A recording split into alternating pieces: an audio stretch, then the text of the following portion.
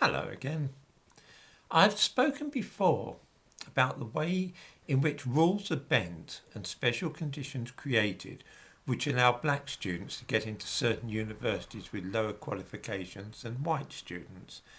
In the United States, this is done at places like Harvard and Yale by means of personality tests. So, in other words, the black students have lower academic qualifications than, say, those of East Asian origin, but personality tests apparently prove that they are more courageous, more likable than the Chinese students, so they're allowed in on those grounds. No, I'm not making this up. I'm sure anybody that wishes to will be able to Google this and find out about it. In Britain, it's done by means of so-called contextual offers. I've already spoken at length about this in the past. There is a problem though. Once those students are actually at very academically focused and high achieving institutions, many of those who have been, as it were, admitted by the back door find it hard to keep up with more able students who have gained their places on academic merit alone. This is leading down a very dangerous road because either those students who cannot keep up will be failed in examinations and so leave university with lower degrees than others, or the courses will have to be dumbed down so they can cope with them. The problem is now coming to a head in Britain because the Office for Students, a government body, has been warning universities that if black students don't achieve the same grade as white ones, then universities are liable to lose their funding.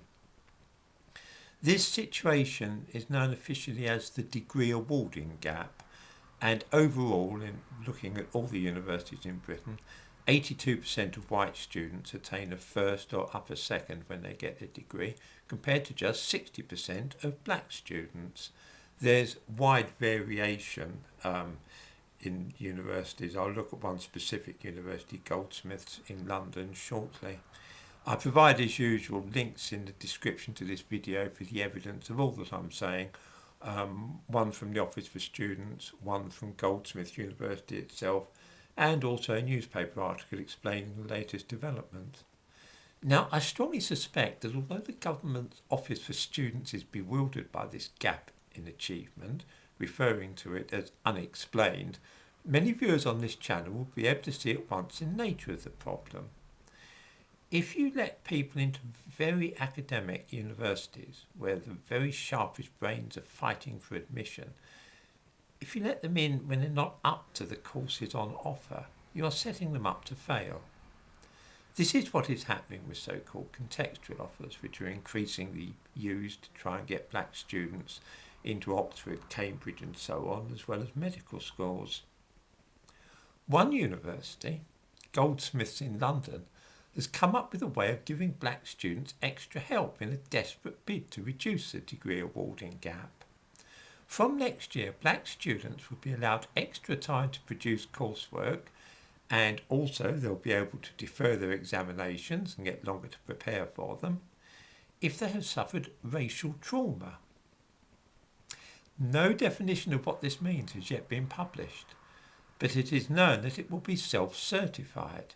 That is to say that the student's word will be taken for this trauma, and he or she will be allowed to defer examinations and delay handing in written work.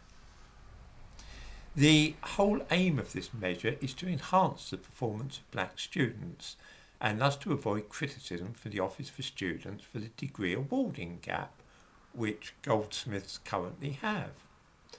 In 2018, 90% of white students at Goldsmiths University graduated with a first or a 2-1. For black students, the figure was just 65%. Whoops. That is some gap, and I don't blame Goldsmiths at all for hunting for ways to reduce it. It looks terrible from the point of view of the Office for Students. The word is that other universities are watching how this works at Goldsmiths and hoping to do something similar themselves in the future. These people will do anything at all, literally anything, rather than confront facts and get to grips with the real world. Almost everybody to whom I talk in the real life acknowledges freely what is producing the gap in achievement between the two groups, and this includes academics and lecturers at universities affected by it. They know that unless they start awarding more firsts to black students soon, then their funding is under threat. The only realistic way that this can be done is by making the courses easier and stripping out much of the complex language used. Already some universities are experimenting with ignoring poor use of grammar and syntax in a desperate bid to even things up. I don't want to alarm viewers, but I might mention that this process is happening also in medical schools, which are under similar pressure to ensure they produce enough black doctors to satisfy the Office for Students. This does not, to say the least of it, bode well for the future.